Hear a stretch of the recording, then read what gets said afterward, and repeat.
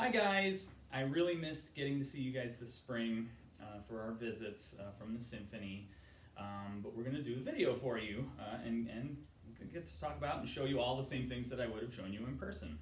So I hope you're all doing well, and I hope that you guys get something from the video. We're going to do a lot of playing. I'm lucky I have Katie with me today to help play some of these musical examples. And what this lesson is about is the musical time periods, because there's all kinds of different phases of classical music, and they all have their distinct characters and things that make them unique. And so we're going to kind of go through that and talk about the differences and play some things for you. So we're going to start way in the past. We're going to start from about 1450, we're going to start from 1600 to 1750. 1450 to 1650 is the Renaissance. And that's its own thing, and there was Renaissance music, but we're going to start one period after that, and it's called Baroque music. So Baroque music, I absolutely love Baroque music. There's composers like Bach, there's composers like Vivaldi, Telemann. Who else is there? Oh my. Those are the famous Those ones. are the famous ones, right. There's a bunch of Baroque composers. Yeah. Some are lesser known. I'm going to play something by a man named Marcello later. He's a Baroque composer. But we're going to start by playing something from Vivaldi for you. And this is a courante, which is a dance. I hope you guys like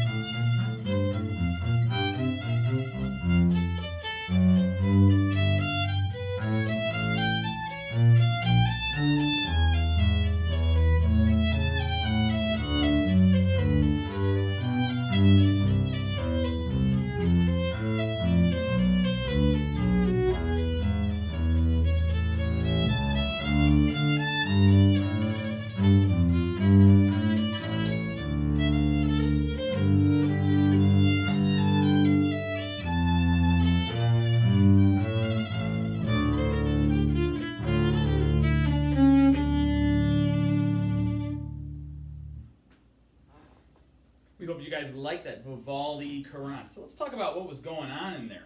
Did you guys ever hear the music repeat itself at all? No, it just kept going on to new and different ideas, and it kept going on to different places. And that's something that Baroque music tends to do. It takes you on a journey with all the different things that happen. And most likely, if we asked you to sing a little bit of that back right now, you probably wouldn't be able to, because so many different things happened. And we're going to talk about why that's important in a little while. I'm going to go on and do some Marcello. This is just another Baroque piece. And I want you guys to think of Baroque music as kind of like a Christmas tree. What do we do with a Christmas tree? Well, we put ornaments all over it. We put decorations and pretty, shiny things all over it. And that's the same thing with Baroque music. You may have heard Katie in the Vivaldi doing trills and all kinds of little fancy flourishes. This is a slower Baroque piece, and it's got all kinds of those same little things. So I want you to listen for the ornaments in this piece.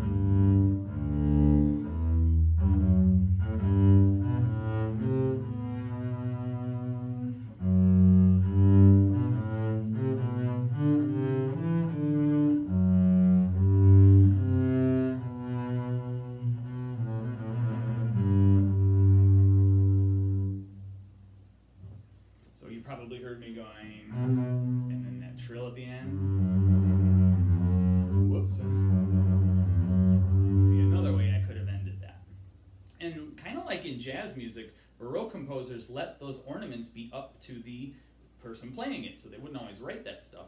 And it would be assumed that the person playing it would just improvise their ornaments however they wanted to. So it was a really interesting time for music. So that was about 1600 to 1750, and the reason with 1750 is that we call that the end of the Baroque period is J.S. Bach. He passed away that year, so he was so important to that genre that we consider his life the end of it. Now there were still some people writing things that were like that, but it was starting to transition into the next phase, which was from 1750 to 1820 about. These are all rough numbers. And the classical, we kind of lump this all under classical music, but there's a specific time period that we consider classical. And there are a few really important composers from the classical time period. One of them, I'm sure, is the first one if you think of composers, Mozart. So Mozart and Haydn and who else?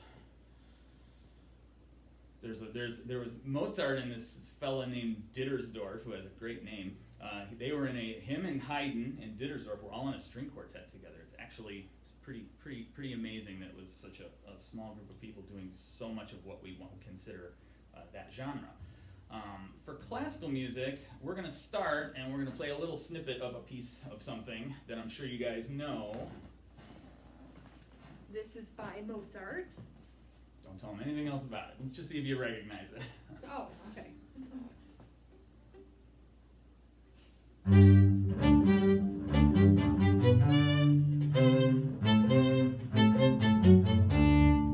So, you guys know that. It's memorizable and you can get it stuck in your head real easily, and that's what the classical composers were trying to do. They were trying to simplify things and make things more clean and more memorable.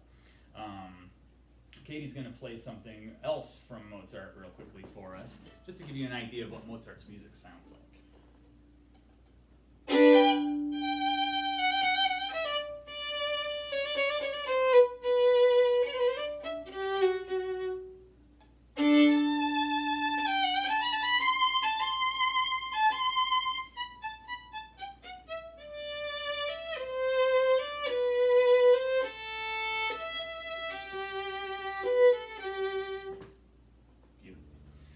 Very elegant, very clean sounding music.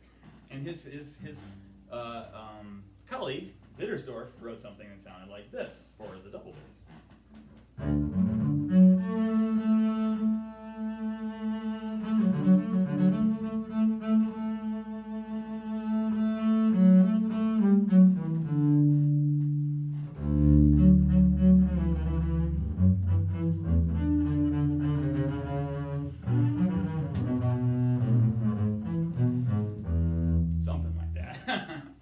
So again, just very, very clean, simple things that you wind up able to hum on your way home from the concert. Moving on to the next time period, the Romantic time period. That's about 1820 to 1900, and composers were very much trying to get a lot of emotion into the music. And there's a ton of Romantic composers. Tchaikovsky, Brahms, Sibelius, yes, all the other Russian composers, Rimsky-Korsakov, and all these guys. Mm-hmm. There's too many to list, but what we're going to hear is a little bit of Sibelius, just to give you an idea of what a Romantic concerto might sound like on the violin.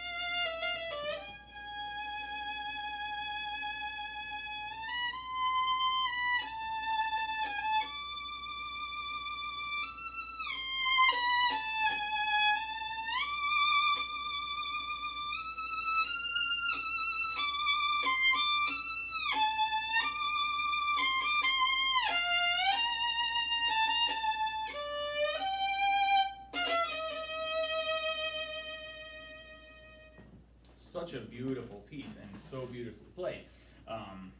You can hear the emotional struggle going on in that music for sure. Here's another piece, just a little bit different, by a guy named Billet, and he, obviously he's French.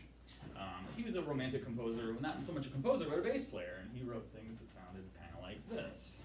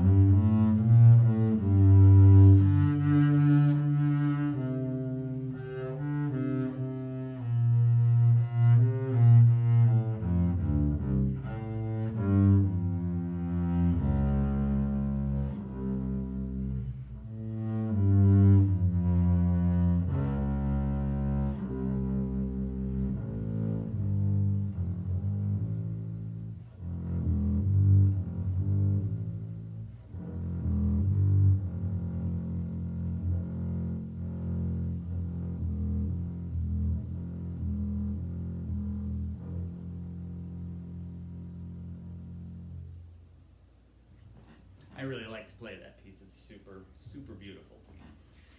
The next group of composers, we're not going to do too much for you of that today. The 20th century. So we call the 1900s and all the music that happened within that time period the 20th century, because that's really what it is. So unlike the other Baroque and classical and romantic, it has a less fun name. Just call it the time period it was. And in that time period, composers started doing all kinds of weird experimental things. Music that used all 12 notes and we call it atonal, was invented.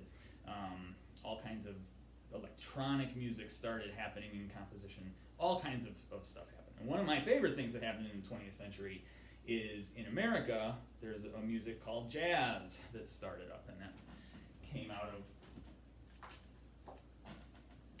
of the music that the slaves were singing into those spirituals, became handed down from generation to generation, and then started to be played on instruments, and ultimately it morphed into the genre that we call jazz. And I'm going to play a little jazz bass for you.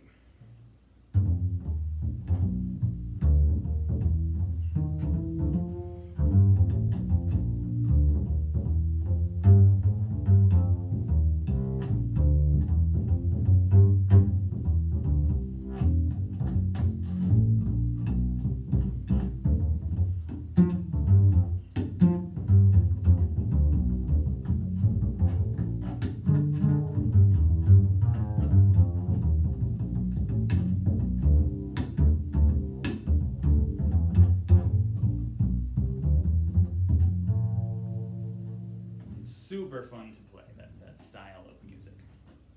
So that brings us to the end of what I was going to show you guys today. If you guys are, after you watch this, if you want to send me questions about it, I'm be more than happy to answer them.